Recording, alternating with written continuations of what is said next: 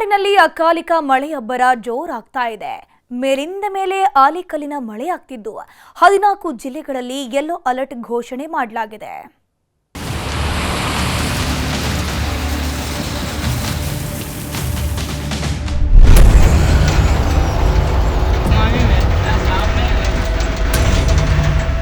ರಾಜ್ಯದಲ್ಲಿ ಅಕಾಲಿಕ ಮಳೆಯ ಆರ್ಭಟ ದಿನೇ ದಿನೇ ಜೋರಾಗ್ತಿದೆ.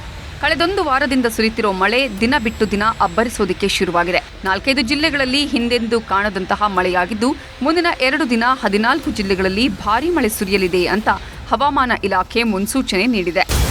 ಕಲಬುರಗಿಯಲ್ಲಿ ಸೃಷ್ಟಿಯಾಯಿತು ಕಾಶ್ಮೀರ. ಕಲಬುರಗಿಯಲ್ಲಿ ನಿನ್ನೆ ಸುರಿದ ಮಳೆ ಇಡೀ ಜಿಲ್ಲೆಯ ಜನರನ್ನೇ ಬೆಚ್ಚಿ ಬೀಳಿಸಿದೆ. ತಲೆಮಾರಿನ ಜನರೇ ಹಿಂದೆಂದೂ ಕಾಣದಂತಹ ಆಲಿಕಲ್ಲಿನ ಮಳೆಯಾಗಿದೆ.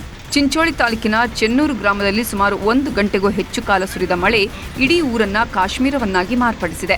ಮಳೆ ಹನಿಗಿಂತ ಆಲಿಕಲ್ಲುಗಳೇ ಹೆಚ್ಚಾಗಿ ಬಿದ್ದ ಪರಿಣಾಮ ಊರು, ಕೇರಿ, ರಸ್ತೆಗಳೆಲ್ಲ ಮಂಜಿನಿಂದ ಮುಚ್ಚಿ ಹೋಗಿದೆ.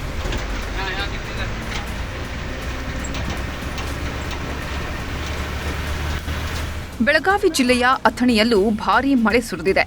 ಸಿಡಿಲಿನ ಹೊಡೆತಕ್ಕೆ 2 ತೆಂಗಿನ ಮರದಲ್ಲಿ ಬೆಂಕಿ ಹೊತ್ತಿಕೊಂಡಿದ್ದು ನೋಡುತ್ತಿದ್ದಂತೆ ಸುಟ್ಟು ಕರಕಲಾಗಿವೆ. 1 ಗಂಟೆಗೂ ಹೆಚ್ಚಿನ ಕಾಲ ಸುರಿದ ಮಳೆಗೆ ವಾಹನ ಸವಾರರು ಪರದಾಡಿ ಹೋಗಿದ್ದಾರೆ.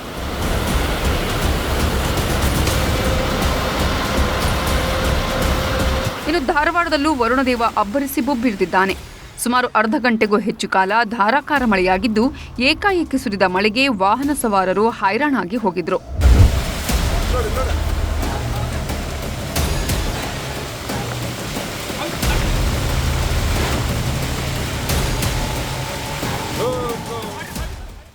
ಗದಗ ಜಿಲ್ಲೆಯಲ್ಲೂ ಅಕಾಲಿಕ ಮಳೆ ಜೋರಾಗಿದೆ.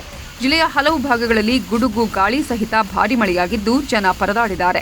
ರೋಣ ಪಟ್ಟಣದ ಹೊಳೆ ಆಲೂರು ಕ್ರಾಸ್ನಲ್ಲಿ ಮಳೆ ಮಧ್ಯೆಯೇ ಕೆಇಬಿ ಸಿಬ್ಬಂದಿ ಕೆಲಸ ಮಾಡ್ತಾ ಇದ್ದ ದೃಶ್ಯ ವೈರಲ್ ಆಗಿದೆ. ಪೊಲೀಸ್ ಇಲಾಖೆ ಅಳವಡಿಸಿರೋ ಸಿಸಿಟಿವಿಗೆ ಕರೆಂಟ್ ಲೈನ್ ಎಳಿತಾ ಇದ್ರು. ಈ ವೇಳೆ ಏಕಾಏಕಿ ಮಳೆ ಸುರಿದಿದ್ದರಿಂದ ಮಳೆ ಮಧ್ಯೆಯೇ ಕೆಲಸ ಮಾಡಿದ್ದಾರೆ.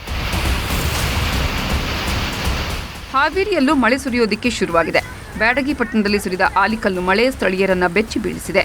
ರೈತನ ತೋಟದಲ್ಲಿ ಬೃಹತ್ ಆಲಿಕಲ್ಲುಗಳು ಬಿದ್ದಿದ್ದು, ಇದನ್ನು ನೋಡಿದ ಸ್ಥಳೀಯರು ಶಾಕ್ ಆಗಿದ್ದಾರೆ.